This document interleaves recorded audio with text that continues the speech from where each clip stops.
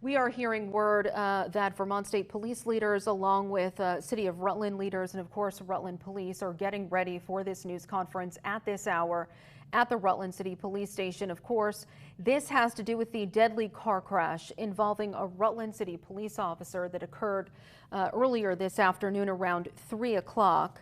An on-duty officer with the Rutland City Police Department, as we have been reporting, was killed. Again, this crash around 3 o'clock on Woodstock Avenue, also known as US Route 4. This is Adam Silverman coming to the podium right now and the microphones within the Rutland City Police Department. So we anticipate this beginning soon. Let's listen in. Thank you all for being here on what is arguably a very difficult night for the Rutland City Police Department, for the Vermont State Police, for the Vermont law enforcement family, and for the community. My name is Adam Silverman. I'm the Public Information Officer for the Vermont State Police. In just a minute, we're going to have Lieutenant Colonel Jim Whitcomb of the Vermont State Police provide an update for you about the status of the investigation into this afternoon's tragic event. And the police chief from Rutland City, Brian Kilcullen, will also be available to speak for a moment about his officer. Due to the ongoing nature of this investigation, there's not a lot of additional information that we're going to be able to provide beyond our statement, but we certainly understand that there's a great deal of interest, and the public will have questions that you will ask on their behalf. So we'll try and answer as many of them as we can, but just please understand that there are limitations at this time on what we are able to say. So thanks in advance for your understanding on that. With that said, I'm going to turn it over to Lieutenant Colonel Whitcomb. Thank you.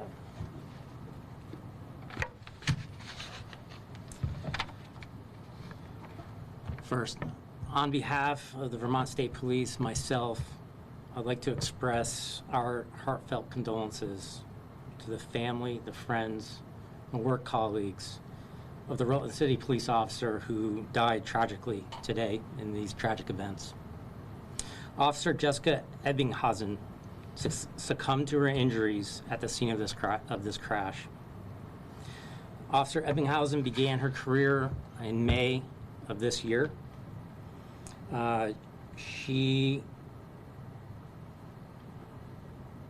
was a level 2 certified police officer. She was slated to begin her full-time academy training later this summer in August.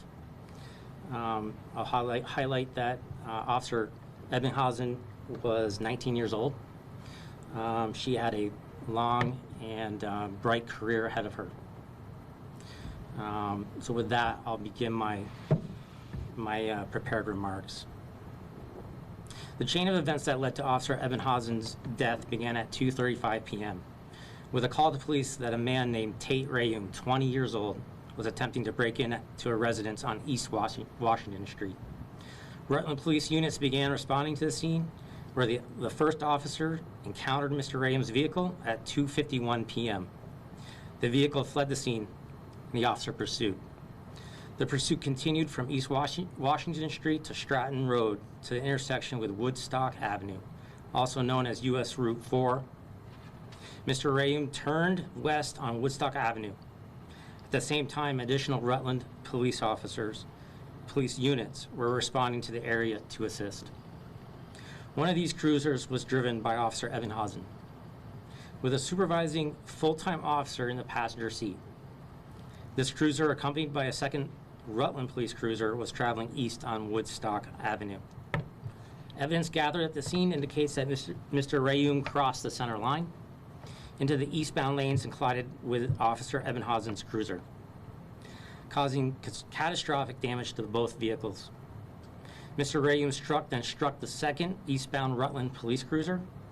The pursuing cruiser was not involved in this collision. This collision occurred at 2:53 p.m. The pursuit coverage was about the distance of 2 miles. Officer Ebbinghausen was pronounced dead at the scene. Her body, under an escort provided by the Rutland City Police Department and the Vermont State Police, was brought this evening to the Chief Medical Examiner's office in Burlington for an autopsy. The 2 other officers involved and Mr. Rayum were injured. All 3 initially were transported to the Rutland Regional Medical Center for treatment of various injuries. The officer who was accompanying Officer Ebenhausen remains hospitalized. The officer who was driving the 2nd eastbound cruiser was treated and was cleared. Mr. Rayum was transferred to the University of Vermont Medical Center in Burlington. Their injuries are not believed to be life-threatening. The Vermont State Police is investigating the role that both impairment and speed played in this crash. Investigators are working with the Rutland City State's Attorney, Ian Sullivan, who's on my left, on potential charges. State Police provided numerous resources to this investigation, including the Crash Reconstruction Team, the Crime Scene Search Team, troopers from the Field Force Division, and detectives with the Criminal Division. At the request of Rutland Police Chief Brian Kilcullen, the Vermont State Police and the Department of Fish and Wildlife will be providing primary law enforcement coverage for the city for at least the next 12 hours. The Rutland Town Police Department, the Rutland County Sheriff's Department, the Rutland Fire Department, and an investigator with the Vermont Department of Liquor and Lottery have also provided assistance. The Vermont State Police will identify the other officers involved in this incident at a later time and provide additional information at that time also. With that, if there's any questions or if, Chief, you would like to say anything, actually. Sure. First, let me say we are incredibly fortunate here at the Rutland City Police Department for having such a supportive community. But to be perfectly honest, we're hurting right now. I think it's more important now than ever to ask for the support of the community. We're hurting. I think with the events of this week, I think you can probably imagine that. It's not an easy job, and it starts from the very beginning when the call comes in for service. I can't imagine what our dispatchers go through, who only hear what's happening through a radio transmission, not truly being in a position to physically help, but can just stay focused and send the resources that are necessary to get through the call we're on. So that's the real difficulty, being sort of behind the scenes. And as I said, and just imagining what the officers are going through on the scene.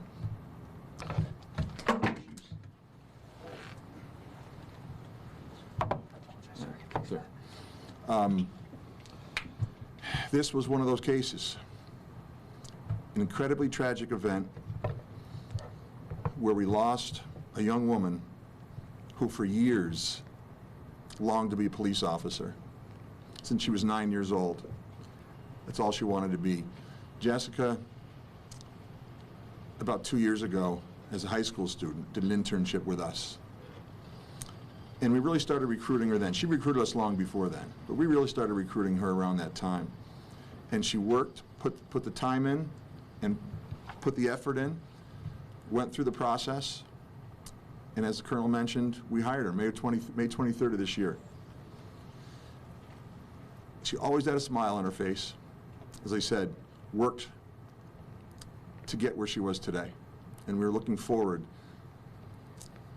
to have her as part of our family. Speaking of family, I don't know if any of us can really imagine what the family's going through. So I asked for your support, but I'm asking for the support for the family too. Not only did the law enforcement family, again, more importantly, the Ebbinghausen family lost a loved one, a 19-year-old young woman. As I said, we're hurting, but we'll get through this. We'll persevere. We'll continue to serve the community in a manner I think that will make you proud. But we ask you for your support to do so, and we'll get through it. Thanks, Kevin. With that, if there's any questions.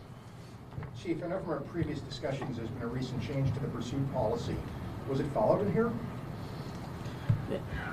Yeah. We're here, I'm here today to mourn really the loss of a family member. State Police have conducted the investigation into this matter, and at some point, we will evaluate everything that occurred today. But at this point, as I said, we're here to mourn the loss of a family member.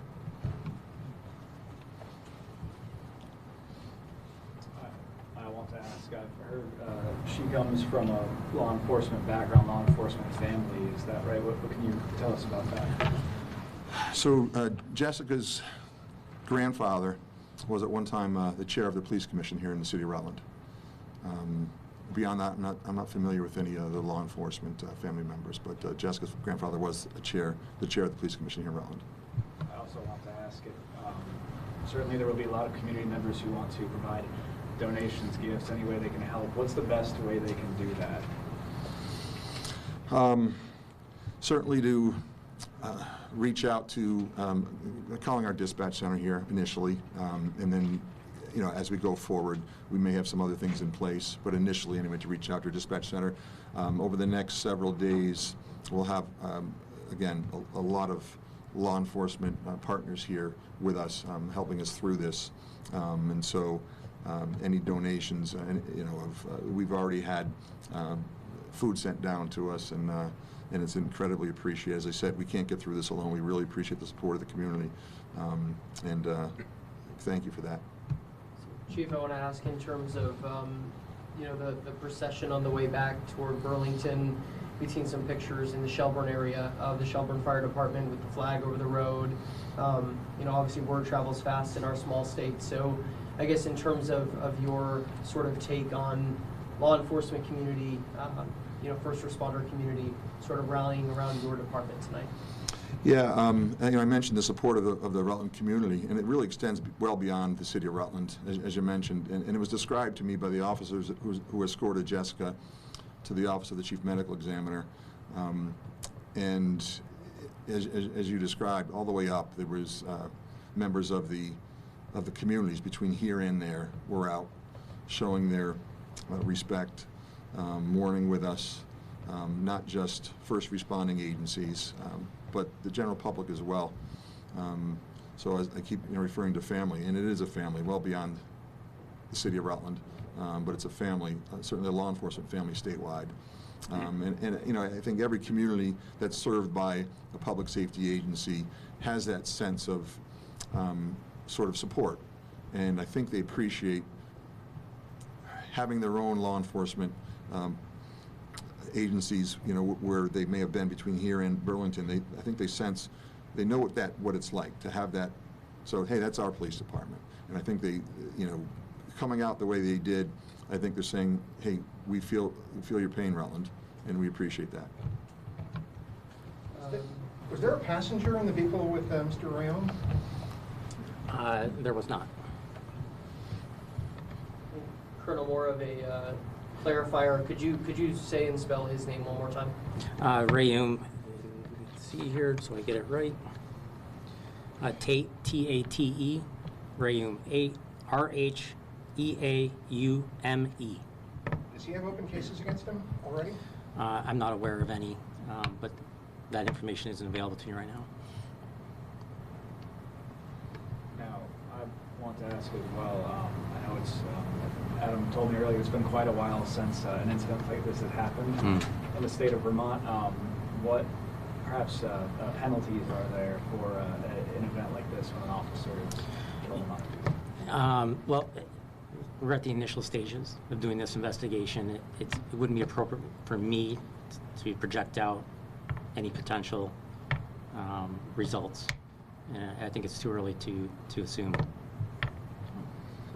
any videos or photos from community members before or after the incident help you guys get to this point in the investigation at all? We're still in the early stages. We are aware that there are some video out there, potentially of the immediate aftermath of the crash. So we would ask that any citizen that would like to provide that information reach out to the Vermont State Police at any one of our barracks, and we would take that information in. Just to ask a little bit for you, Colonel, in terms of the plans for coverage in the city for the next 12 hours, what, again, can the people of Rutland, the people in the city of Rutland expect to see in terms of a law enforcement presence? Sure. not just the Vermont State Police, but we are being assisted. Fish and Wildlife is here with us also. This is full staffing for Rutland City. There will be a good number of police officers here for the coming hours, multiple troopers.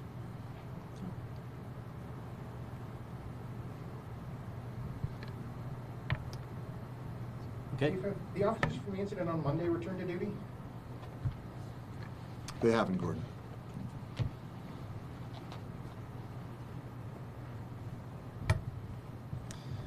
If there's no other questions,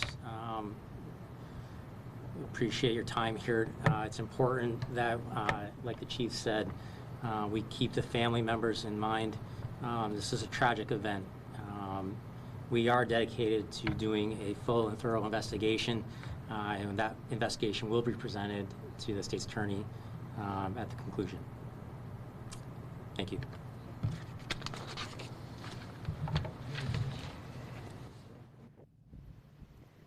The headline here out of this news conference involving Rutland City Police is that the state and a law enforcement community lost a bright officer.